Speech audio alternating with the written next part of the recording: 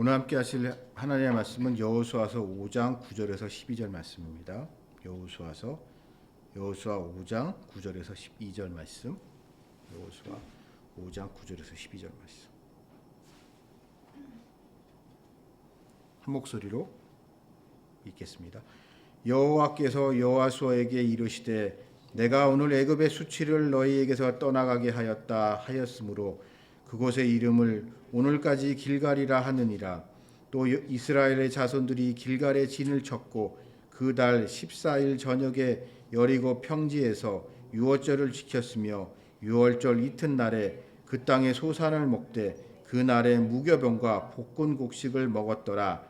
또 그 땅의 소산을 먹은 다음 날에 만나가 그쳤으니 이스라엘 사람이 다시는 만나를 얻지 못하였고 그 해에 이스라엘 땅 가나안 땅의 소출을 먹었더라. 아멘.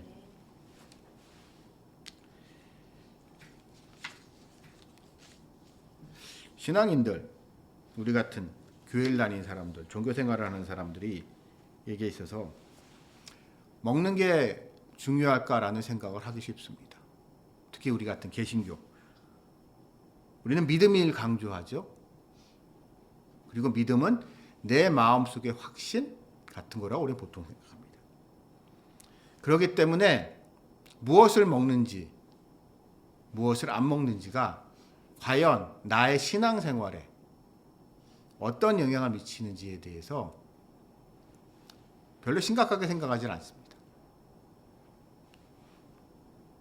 물론 예외적으로 술, 담배 문제에 있어서는 조금 다르죠.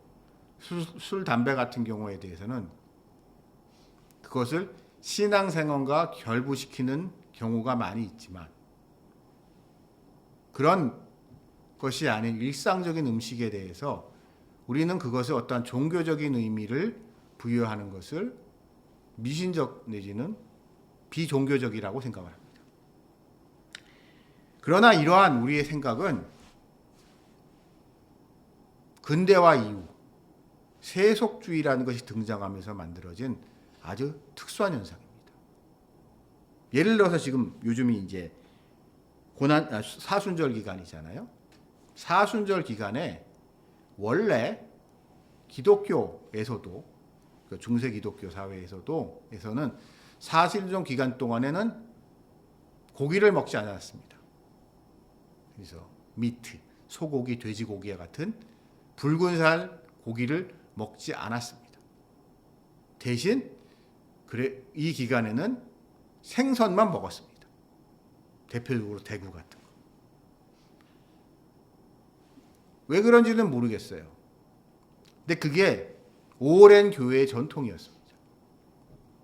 물론 종교개혁 이후에 종교개혁자들은 이러한 교회의 전통을 성경적인 근거가 없는 것이라고 하면서 그런 거를 거부했지만 기독교 전통에서조차도 어떠한 특정한 음식을 먹고 특정한 음식을 먹지 않는 것을 종교적인 믿음과 종교적인 실천과 결부지었던 그러한 과거가 있었습니다. 그리고 이러한 것은 근대화 이후에, 그러니까 결국 근대화라는 것이 그런 주장을 하는 사람들이 있어요. 역사학자들 중에 서구의 근대화라는 것은 종교개혁의 연장선상에서 일어난 일이다. 냉정하게 보면은 상당히 근거가 있는 얘기입니다. 상당히 근거가 있는. 종교개혁을 통해서 교회의 권위가 무비판적인 권위, 절대적 권위 같은 것이 말씀이라는 것을 근거로, 믿음이라는 것을 근거로, 또 그 신자의 개인의 양심이라는 문제를 가지고 세상을 뒤집어 엎은 거기 때문에 그 연장선상에서 근대화라는 것이 일어났고 계몽주의라는 것이 등장했고 오늘날 우리가에게 익숙한 세속주의, 곧 신앙은 개인의 사적 영역의 것이고 로 제한하는, 종교는 그러니까 그런 공적인 사회 제도와는 별개로 생각하는 그러면서 그렇기 때문에 역설적으로 개인의 선택, 개인의 자유, 종교의 자유가 존중받는 현대사회가 만들어졌습니다. 그리고 그것에 대해서 우리 한국 사람들은 너무 당연하게 생각하고 있습니다. 그런데 여전히 흥미롭게도 이 세상에는 그렇게 생각하고 있지 않은 사람들이 많아요. 우리는 세상의 기준을, 옳고 그름 이런 거의 기준을 지나치게 서구의 관점으로 바라보는 경향이 있는데, 여전히 단순히 숫자만을 놓고 봤을 때 10억 가까운 인도 사람들, 그들의 대부분은 전 세계에서 제일 인구가 많은 인도인들, 그들은 종교적인 이유로 소고기를 먹지 않잖아요. 마찬가지로 이슬람들은 또 종교적인 이유로 돼지고기나 이런 거 먹지 않습니다.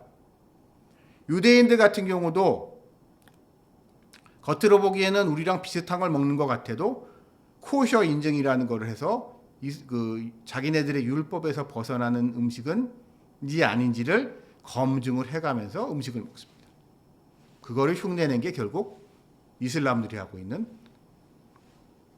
할랄 인증인 거죠.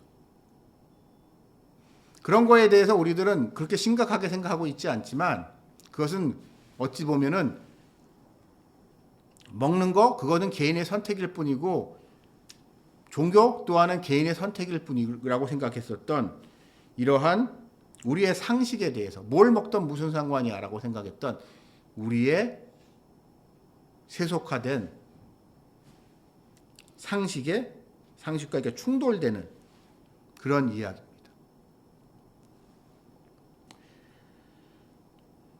그렇기 때문에 신앙생활에 있어서 먹는 것이라는 게 어떤 것인지에 대해서 우리 한번 좀 이렇게 생각해 볼 필요가 있어요. 우리가 신앙생활을 하면서 잘 믿으면 된다고 얘기를 하지만, 그리고 잘 믿는다고 얘기를 하지만, 이 잘 믿는다는 것에 있어서 나의 감정의 상태, 나의 정신의 상태로만 한정하고, 나의 육신에 있어서도 예를 들어서 나쁜 일 하지 않고 더러운 일 하지 않고 이런 소극적이고 제한적인 것으로 생각하는 경향이 있는데, 어떤 면에서는 그 이상의 무엇이 있을 수도 있다는 생각을 우리는 좀 해봐야 됩니다. 그러한 점에서 오늘 이 말씀의 배경이 되고 있는, 여호수아서의 배경이 되고 있는 이 길갈의 상황을 우리가 좀 눈여겨볼 필요가 있습니다.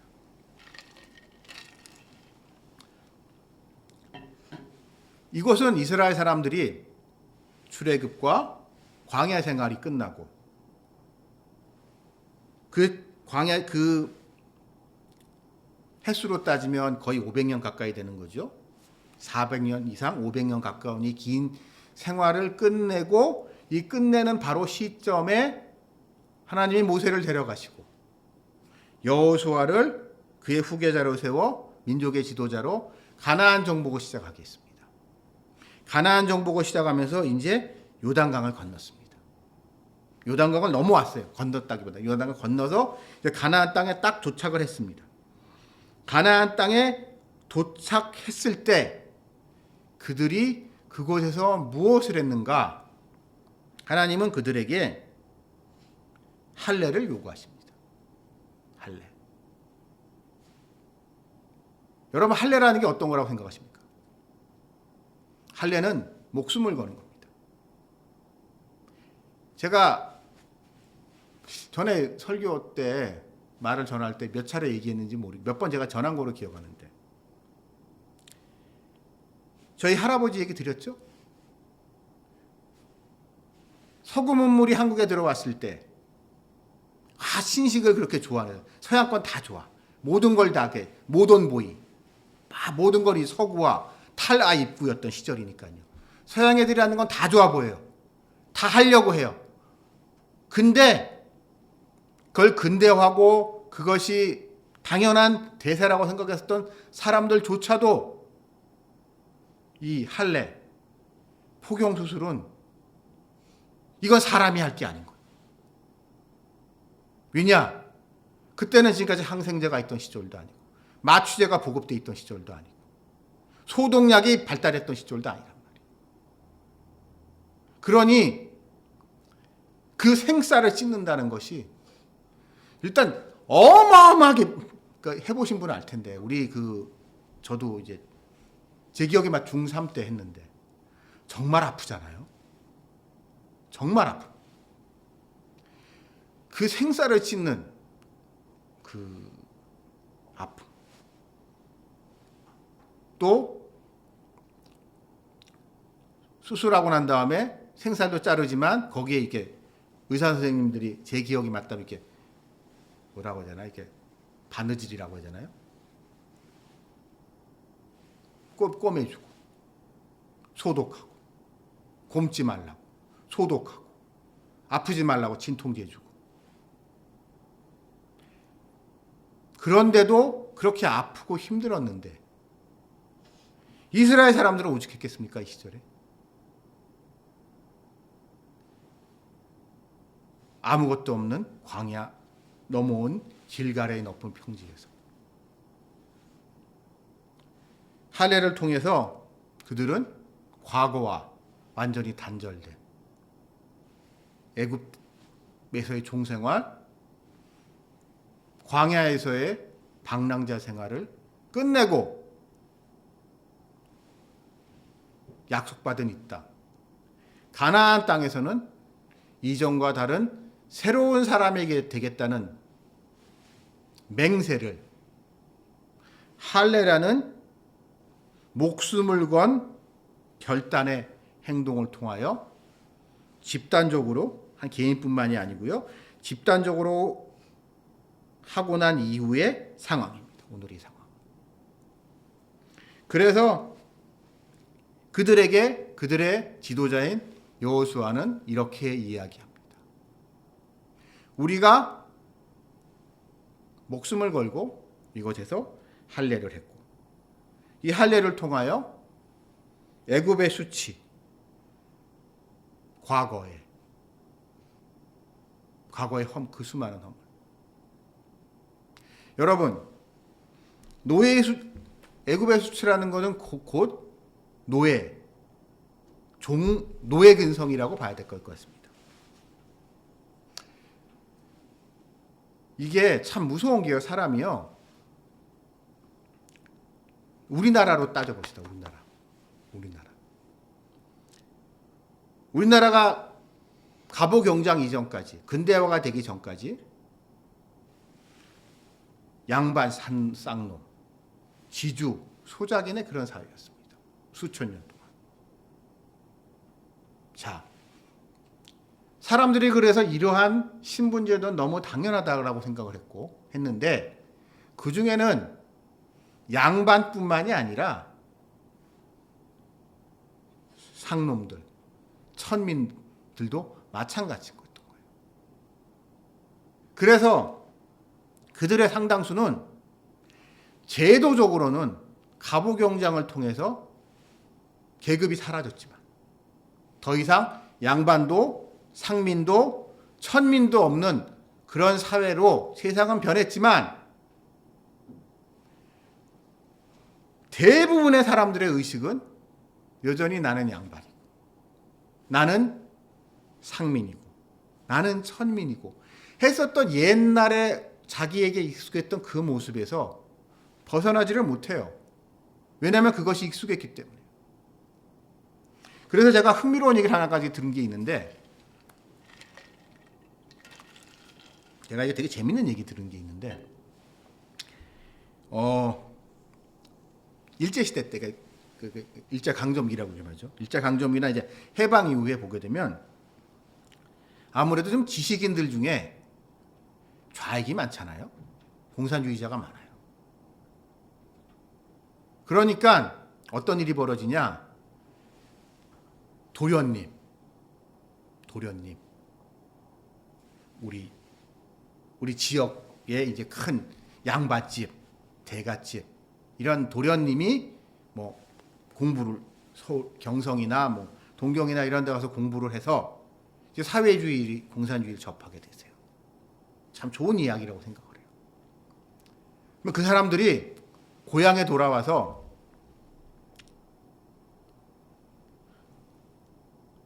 자기 소작인들한테 공산주의를 가르칩니다. 그랬대요. 그러면 대부분의 소작이나 이런 사람들은 그게 뭔지 잘 몰라요. 다만 도련님께서 말씀하셨으니까 좋은 이야기겠지. 이게 반대로요. 그렇게 해서 교회가 이렇게 세워진 집들도 많아요. 그 집안의 도련님이 어디 가서 이제 교회를, 그러니까 선교사를 만나서 선교사한테서 이제 기독교를 받아들인다. 그러면 자기 고향에 내려가는 거예요. 고향에 내려가서 소작인들한테 복음을 전하는 거예요. 그러면 그 소작인들은 종들, 거기서 머슴살이 하는 사람들은 뭔지는 모르겠는데, 이거 도련님께서 저 이제 선진 문물을 받아들이시고 공부 많이 하신 우리 도련님께서 그러시다면 그런 거지라고 하면서 그러면서 교회를 이렇게 다니게 되신 분들이 많았다고 그러더라고요. 이렇게 사람이 몇백 년의 기간 동안 그들에게 익숙했던 삶의 모습에서 벗어나기 힘듭니다. 비록 자유를 준다고 하더라도 더군다나 그 자유는 그들이 원하고 쟁취해서 얻은 자유가 아니라 그들은 한 게 아무것도 없는데 그냥 하나님이 강권적으로 그들을 애굽 땅에서 출애굽시키셨고 광야살이를 하시게 했고 그렇게 그들에게 준 자유이기 때문에 어찌 보면 그들은 그렇게 생각할 수도 있어요. 하나님한테. 우리 출애굽 과정을 광야 생활을 하다 보면. 광야 생활의 그들의 불평은 이런 부분도 분명히 있습니다. 하나님, 내가 언제 출애굽 시켜달라고 했어요? 나 옛날에 종살이 하실 때가 나한테도 익숙해요. 난 그때 그냥 우리 주인이 시키면 시키는 대로 하면 됐고 바로가 하라는 것만 하면 됐는데 나 그때 물론 육체적으로 힘들고 어려웠지만 그때도 나름 행복했어요. 그때도 살만했다고요. 내가 언제 당신한테 출애굽 시켜달라고 광야 생활하게 해달라고 내가 언제 가나안 땅에 가서 살게 해달라고 내가 언제 당신한테 그런 요구를 한 적이 있어요. 아마 이런 불평을 하고 있던 사람들이 그들 중에 많았을 거라고 저는 생각을 합니다. 왜냐하면 우리는 그만큼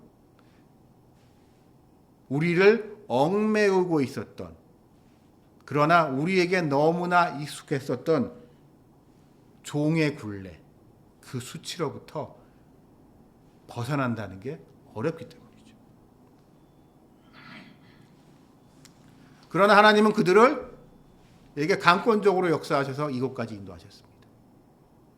그리고 그들에게 여호수아를 통하여 말씀하고 계신 겁니다. It's over. 끝났다. 옛 것은 끝났다.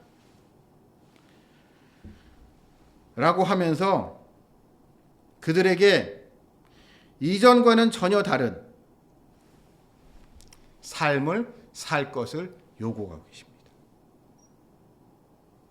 근데 그러한 삶에 있어서 나타나는 오늘의 말씀에서 나타나는 첫 번째 변화는 그들의 먹는 것에서부터 변화가 시작이 됩니다.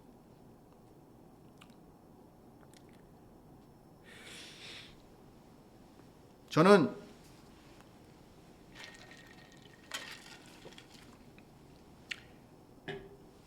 우리가 일상에 있어서요. 내가 일상을 바꾸고 싶다. 나의 답답한 인생을 바꾸고 싶다. 나의 지루한 일상을 바꾸고 싶다. 이전과는 전혀 다른 삶을 하고 싶다. 뭐를부터 바꿔야 되는가? 뭘 좀 바꿔보고 싶은데. 라고 했을 때, 예를 들어서 옷을 바꿔 입을 수도 있고, 집을 바꿀 수도 있고, 차를 바꿀 수도 있고, 이런 거 저런 거 바꿀 수 있지만, 오늘의 말씀을 비추어 봤을 때, 우리에게 있어서의 먹는 거의 변화라는 것은 참 중요한 겁니다. 이 성경에서는요, 생각보다요, 입으로 무엇을 먹는가를 중요하게 생각합니다. 우리는 우리 자신이, 우리의 이게 영혼의 문제는 우리의 먹는 거와 전혀 상관없다고 생각하기 쉬워요. 먹는 거와 우리가 입으로 들어가서 먹는 거랑 나의 영혼의 문제가 무슨 상관이지? 이 먹는 게 아주 나쁜 마약이나 이런 거여가지고 우리의 영혼을 파괴시키는 것만 아니라고 하게 되면 이게 무슨 상관이야? 라고 생각하기 쉽지만 성경에서는 조금 그거와 거리가 있습니다. 전 그래서 에스겔서 3장 2절에 보면은 에스겔이 선지자로 부름을 받았을 때 하나님이 자기에게 어떻게 임하시는지를 표현할 때 이런 표현이 등장해요. 내가 입을 벌리니 그가 그 두루마리를 내게 먹이셨다라는 표현이 등장합니다. 두루마리를 먹이셨다. 말씀을 먹이셨다. 우리는 이걸 상징적으로 비유적으로 이해를 하죠. 상징적으로 비유적으로 우리는 이해하지만 여러분 히브리 전통 속에서 조금 다릅니다. 히브리 전통 속에서 우리는 히브리 전통 속에서는 이거를 진짜 문자적이고 현실적으로 이해하는 경향이 강해요. 그래서 뭔지는 모르겠는데 진짜 뭘 먹었다는 거예요. 이게 황당하게 들릴 수 있지만 예를 들어서 이런 거죠. 저희 때는 그 정도는 아니었는데 저희 아버지 공부하시던 시절에 학생 때 이런 분들이 계셨대요. 영어 공부를 하는데 사전을 하나 구해서 사전을 내 있는 단어 하나하나 갖다가 막 열심히 외우고 난 다음에 그 사전을 찢어서 먹던 분들이 계셨어요. 사전을 찢어서. 미친놈들인 것 같죠. 지금 우리가 보기엔 이게 뭘 저런 미친놈들이 있어. 라고 생각할 수 있지만, 그러니까 영어를 아주 잘한다는 분들 중에 그런 분들이 계신데, 전 그 말 듣고 이런 생각이 들더구만요. 그러면서 저보고 옛날엔 책이 지금보다 귀했잖아요. 책이 귀했어요. 지금같이 검색 같은 게 어디 있어요. 책도 이렇게 흔한치 않던 시절에. 어찌어찌 귀하게 얻은 사전인데, 영어 사전인데 내가 이걸 가지고 공부를 해야 돼요. 공부를 해야 되는데 영어 단어를 외워야 되는데 이걸 먹어버려요. 그럼 어떻게 돼요? 그 단어를 그 다음엔 찾아볼 수 있는 사전이 없잖아요. 그러니까 이 단어를 진짜 외워야 되는 거예요. 내가 이걸 먹어서 없애고 난 다음에는 그거를 다시 볼 데가 없단 말이에요. 그러니까 정말 절박하고 치열하게 이 단어를 갖다가 머릿속에 팍 박아놓고 난 다음에 완전히 이거 한 번 보고 난 다 이걸 기억해야 돼.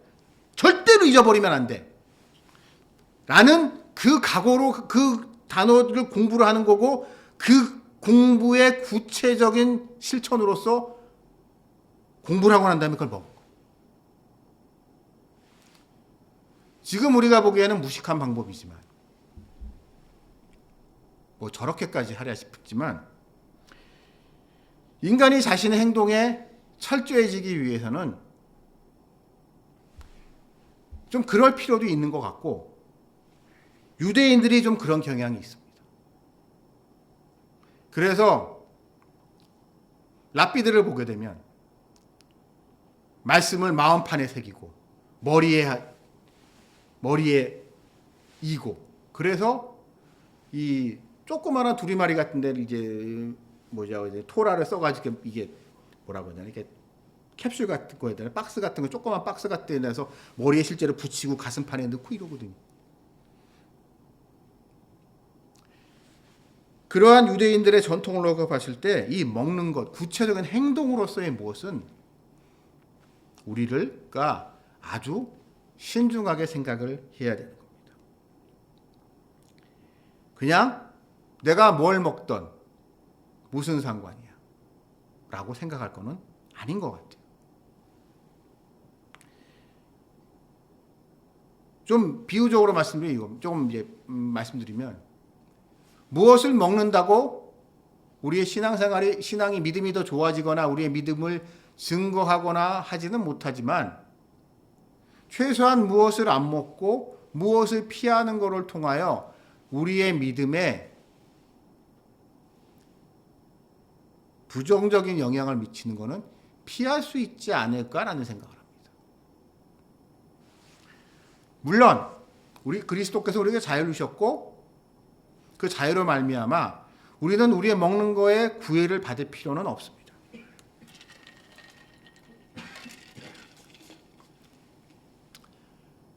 그러나 한 번쯤 우리는 내가 무엇을 먹는 것을 하나님이 기뻐하실까라는 정도에 대해서 좀 생각할 필요가 있는 것 같아요. 이건 마치 이런 것 같아요. 비유하자면 저한테 이제 가지고 있는 하나의 어렸을 때 하나의 이렇게 강렬한 기억으로 남아있는 것 중에 하나가 돌아가신 저희 외삼촌에 대한 기억입니다. 외삼촌은 사람은 참 좋은 분이셨고 머리도 정말 좋았대요.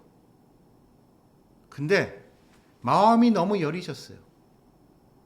몸도 약하고 마음이 너무 여리셨어요. 그래서 안타깝게도 저희 외삼촌의 한평 인생은 실패 연속이었습니다. 실패 연속이었던 인생인데 그랬던 저희 외삼촌이 술을 좋아하셨어요. 술을 좋아하셨는데 그래서 가끔 술이 이게 아주 많이 마시고 인사불성이 되실 때가 있었습니다.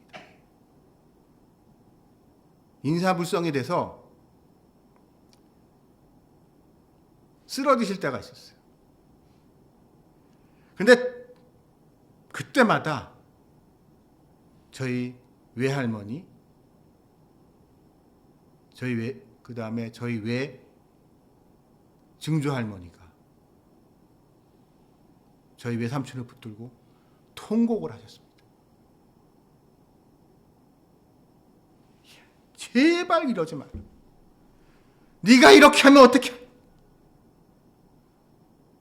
너 없이 내가 어떻게 살라고? 하면서 술 먹고 쓰러져 있는 저희 외삼촌을 보고 저희 외할머니랑 외증조할머니가 통곡하시는 그 모습. 전 그 모습이 하나님이 우리에게 그걸 이제 하나님과 우리의 관계 속에서 한번 생각을 해봅니다. 우리는 가끔 이제 술 문제에 대해서 이런 오해를 하는 분들이 있어요. 목사님, 교회 다니면 술 먹으면 안 된다면서요. 이제 성당에서 술 먹는데 왜 교회에서 술 못 먹게 해요? 성경에 보니까 예수님도 성찬식 하면서 포도주 주셨던데 포도주 먹으면 안 돼요? 라고 하면서 술 문제에 대해서 기계적이고 단순하고 단편적으로 이해하는 사람들이 많은데 저는 좀 이거를 하나님과 인간의 관계 속에서 한번 생각을 해봅니다. 여러분이 술 먹고 개가 돼 있을 때 술 먹으면 개가 되잖아요. 그러니까 그게 특히 한국 문화 속에서 그냥 가볍게 한 잔? 글쎄요.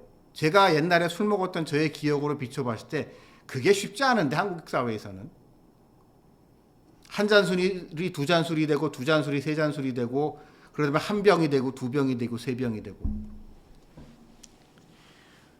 그렇게 술 먹고 개가 되고 술 먹고 떡이 돼서 퍼져 있고 그러면서 오버하이트하고 있는 당신의 모습을 보고 하나님 무슨 생각을 하실까요? 그 모습을 보고 예수님은 어떤 생각이 드실까요?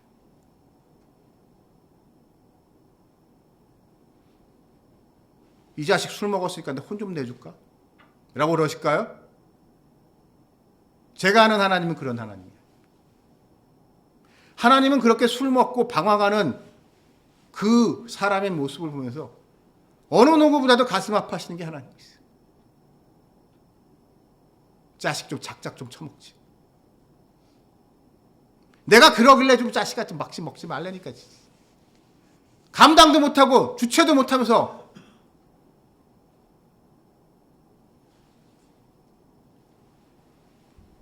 먹은 거 다 토해내고.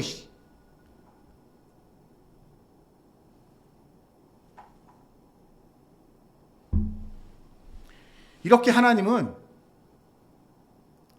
우리가 먹는 거로 통하여서 우리의 입으로 들어가는 거를 통하여 우리가에게 생겨나는 변화에 대해서 심각하게 생각하십니다. 그렇기 때문에 하나님은 먹는 것에 있어서도 그리고 먹는 것과 연관된 우리의 일상에 대해서도 많은 것들을 요구하고 계십니다. 그리고 그것을 통하여 그 무엇보다도 우리가 행복해지기를 원하세요. 그리고 그것을 오늘 이스라엘 사람들을 통하여 보여주십니다. 자, 길갈이 지나서 이제 여리고 평지에 왔습니다. 이스라엘 사람들은. 그리고 이곳에서 그들은 유월절을 지키면서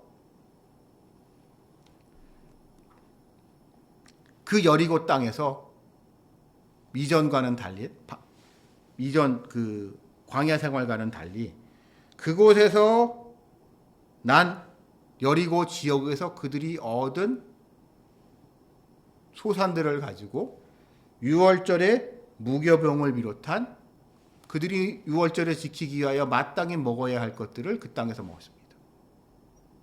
그러면서 유월절을 지켰어요. 그것은 무엇을 이야기할까? 이스라엘 사람들이 더 이상 그들의 삶이 수동적인 삶이 아니라 능동적인 삶으로 바뀌어갔다는 걸 이야기한 겁니다. 하늘에 그들은 전 이게 이런 장면을 볼 때마다 약간 엉뚱한 상상을 하게 돼요. 아, 그래. 광야 40년 생활했잖아요. 그때 유월절 때 어떻게 했지? 제가 아는 범위 내에서 성경에서는 그 유월절 기간 동안 그들이 어떻게 했는지에 대한 기록은 많이 등장하지 않는 걸로 알고 있습니다. 그 기간 동안 그들은 오직 우리 머릿속에는 하늘에서 하나님이 주시는 만나로 먹고 살았다고 생각하지, 그 기간 동안 그들이 유월절에 그들이 마땅히 해야 할 무교병을 비롯한 이러한 특별한 음식을 먹고 싶었다 할지라도 그들은 먹을 수 없는 상태였겠죠. 광야 한가운데서 그걸 어떻게 얻겠어요? 그 많은 사람들이. 근데 이 여리고 평지, 여리고 땅에 왔을 땐 그들은 이제 처음 이러한 유월절을 유월절답게 지킬 수 있는 상황이 됐고, 유월절답게 지킬 수 있을 때 그들은 기꺼이 유월절에 그들이 해야 할 것, 특별히 유월절에 먹어야 할 것을 그들 스스로 찾아 먹었고, 그러고 났더니 그 다음 날부터 하늘에서 만나가 그쳤습니다.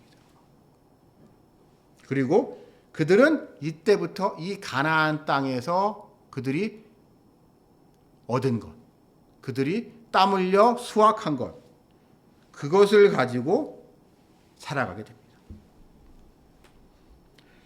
그것은 그들이 보통 사람들의 일상으로 들어왔다는 것을 의미합니다. 저는 이 모습이 우리 기독교인들에게, 현대를 살고 있는 기독교인들에게 시사해 주는 바가 많다고 생각을 합니다. 우리는요, 가끔 이런 때가 있어요.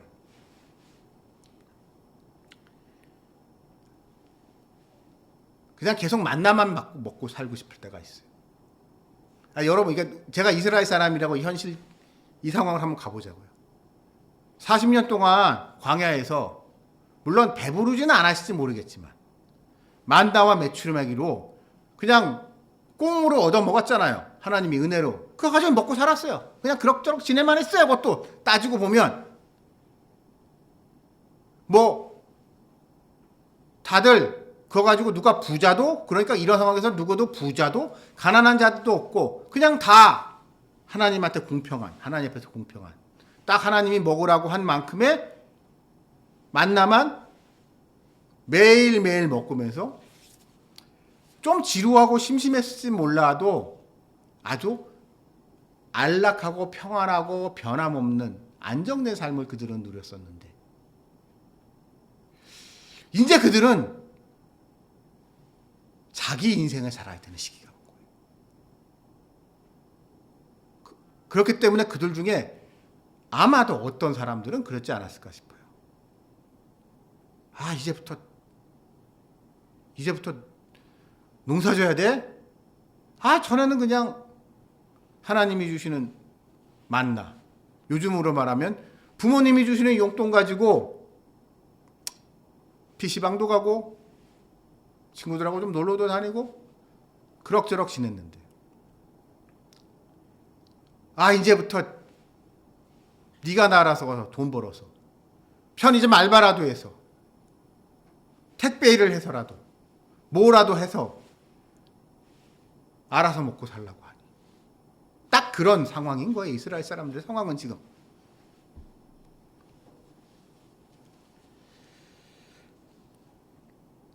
저는 이것이 하나님이 이들에게 왜 그러한 요구를 하셨고 인지에 대해서 먹는 거라는 관점에서 한번 생각을 해봅니다. 여러분, 밥 중에 무슨 밥이 제일 맛있는 줄 아십니까? 남이 차려준 밥.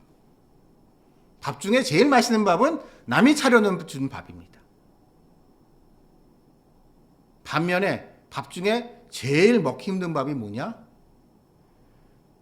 내가 힘들게 해서 먹어야 되는 밥. 그게 제일 먹기 힘든 밥입니다.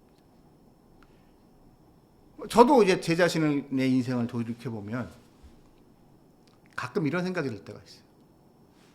그러니까 저희 집이 좀 잘 살았기 때문에 먹는 거에 있어서 특별히 정말 잘 먹고 살았습니다. 어느 누구보다도 잘 먹고 살았어요. 거짓말이 아니고 실제로 재벌같이 먹고 살았습니다. 저희 집이 냉정하게 재벌은 아니었는데 집에 돈은 많았거든요. 근데 다른 거는 몰라도 먹는 거에 돈을 안 아꼈기 때문에 먹는 건 진짜 재벌같이 먹었어요. 그 사람들이 우리 집보다 더 부자일지 몰라도 먹는 거에 진짜 돈을 많이 썼거든요. 정말 잘 먹었습니다. 제가 먹어본 음식 중에 지금도 그래서 기억나는 게 많은데, 제가 나이가 들면서 변한 게, 그거를 내가 일해서 먹고 내가 그 돈을 벌어서 내 손으로 그 음식을 먹으려고 하니까 못 먹겠어요.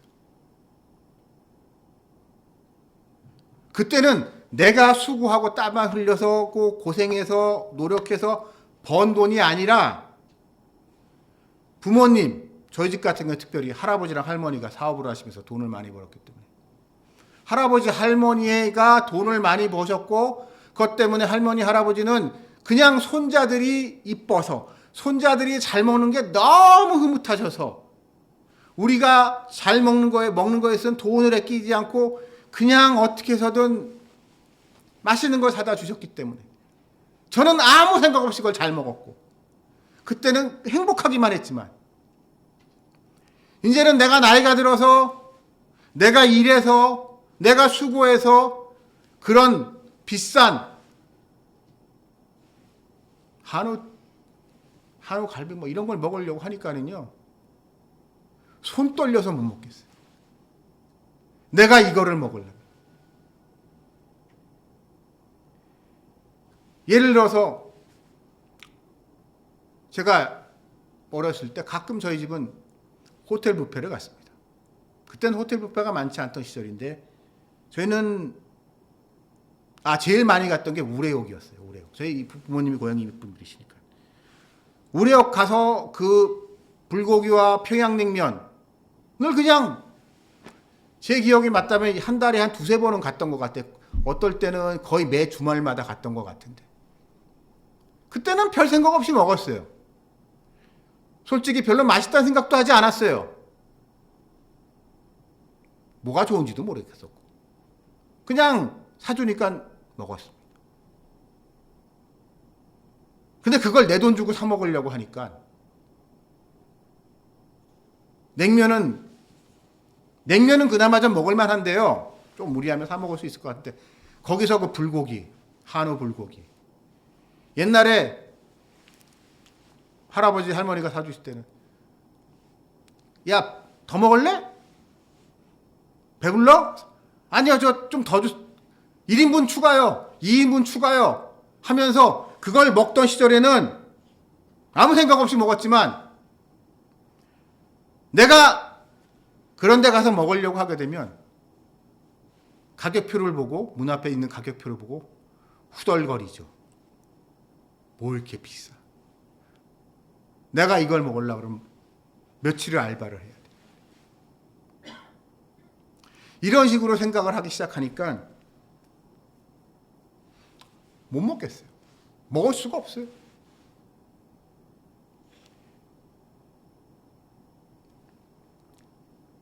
그래서 우리가 어찌 보면 성인이 된다는 것, 성숙해진다는 것은 우리가 우리의 먹는 것에 대해서도 책임을 진다는 것을 의미하는 게 아닌가 싶습니다. 내가 무엇을 먹는가는 나의 선택에 의해서 내가 그것을 먹는 거지만 그 선택에 대한 대가, 그 선택에 의한 결과에 대해서는 어느 누구가 아니라 내 자신이 책임져야 되는 거예요. 그것이 어른이 됐을 때 우리 삶에서 일어나는 변화입니다. 그래서 먹는 것은 중요합니다. 그러한 면에서 이스라엘 사람들에게 하나님은 오늘 이 장면에서 이제부턴 너희가 땀 흘려서 스스로 벌어서 먹고 살아 라고 얘기하셨듯이 우리 그리스도인들에게도, 이 시대를 살아가는 우리 그리스도인들에게도 동일하게 지금까지는 내가 너한테 많은 은혜를 베풀었지만 이제부터는 네 스스로 살아갈 각오를 하라는 말씀이 아니신가 라는 생각을 저는 이 말씀 속에 생각했습니다. 지금은 사순절 기간입니다.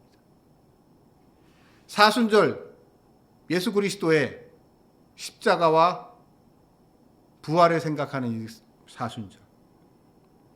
예수님은 왜 우리를 위하여 십자가에 지셨을까요? 우리에게 자유를 주기 위하셨다고 말씀하고 있습니다.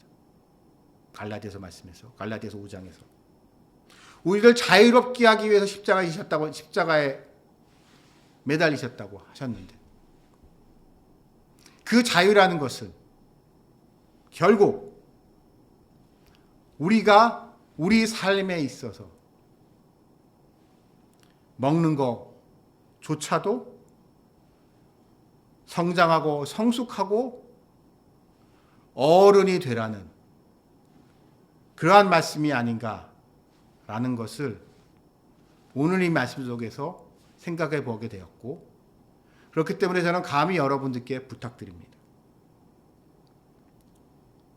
이제는 이 가나안 땅에 들어가는 이스라엘 사람들과 같이 하나님이 당신에게 주신 그 축복의 땅에서 이전과는 다른 성숙된 어른의 삶을 살아가기를 주님의 이름으로 축원합니다. 같이 기도드리시겠습니다. 하나님 아버지 감사합니다.